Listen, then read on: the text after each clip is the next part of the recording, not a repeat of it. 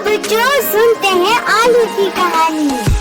इसमें टमाटर भी बोल रहा है, चलो ना जल्दी सुना दो। चलो शुरू करते हैं। आलू के चलो बेटा कहाँ गए थे? बैंगन की टोकरी में सो रहे थे। बैंगन ने धक्का दिया। और क्या किया बैंगन ने? बैंगन ने धक्का दिया। रो रहे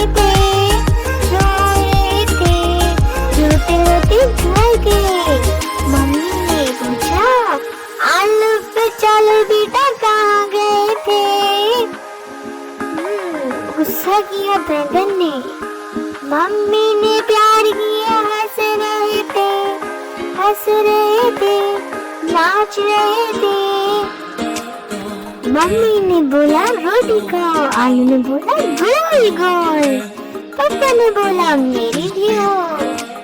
मम्मी की रोटी गोल गोल, पापा का पैसा गोल गोल, पापा का पैसा गोल गोल।